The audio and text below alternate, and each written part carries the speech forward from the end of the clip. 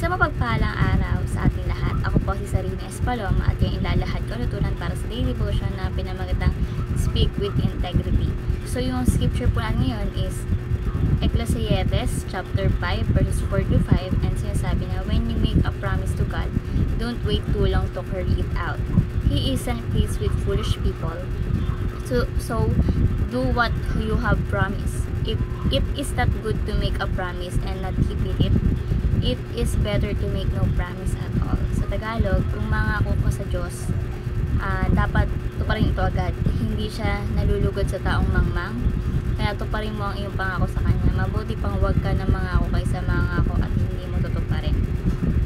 So yung taturan po natin ngayon is number 1, words are powerful only when they are true. So meaning to say, yung mga salita na naging mga pangyarihan lamang kung ito ay totoo, no?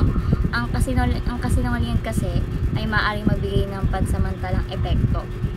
Ngunit ang katotohanan is pangmatagalan at nagtatagal at nagbibigay ng tunay na pagbabago para sa tao. So, words are powerful only when they are true. Next, the messenger is just as important as the message. Meaning to say, mahalaga ang kredibilidad at ugali ng tao nagsasalita. Kahit maganda ang mensahe, kung hindi mapagkakatiwa nagdadala nito, nawawalan ng halaga yung kanyang sinasabi. Maraming taong ganito. So, be careful, no? So, the messenger is just as important as the message. And number 3 is, as person of honor, effectively harnesses the power of words. So, meaning to say, ang isang taong may dangal at marunong siyang gumamit ng mga salita o mga words ng may tamang goal or layunin o purpose at disiplina.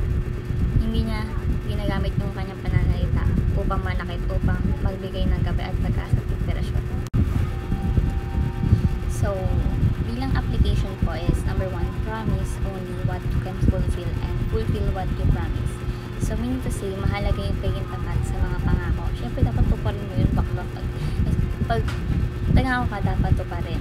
No? Mas mabuting magbitaw ko ng kakaunting pangako na kaya mong tuparin kaysa magsabi ka ng maraming hindi mo naman kayang tuparin, di ba?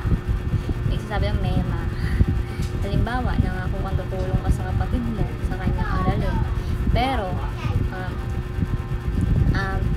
tinupad mo yun kahit pagod ka na mula sa trabaho or dahil kan school as ng kapatid, no?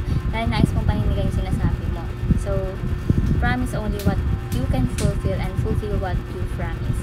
And number 2 is, meaning what you say and say what you mean. Dapat maging sincere ka sa bawat salitang sinasabi mo or binibitawan ng salita sa tao. Ang pananalita kasi na walang laman or peke ay nawawalan ng halaga. Maging malinaw o totoo sa iyong sinasabi. Halimbawa, kung sinabi mo sa friends mo na nire-respeto mo siya, ipakita mo yun sa gawa at sa ugali, no? Tulad ng pagbibigay ng halaga sa opinion at damdamin ng iba. Hindi yung sinabi mo lang pero hindi mo kayang gawin, no? Parang ang pangit mo. So, mean what you say and say what you mean. And last is, honor your words and let your words honor you. Meaning, ang salita ay sumasarapin sa pagkatao ng isang tao.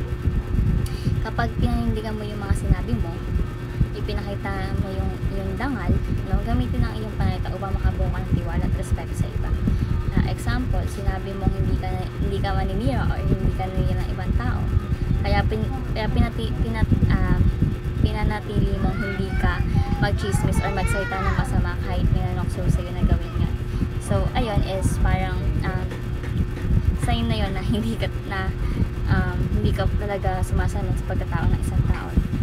Kumbaga may pananindigan ka sa salita mo. So, let's honor your words and let your words honor you. So, ayun lang po yung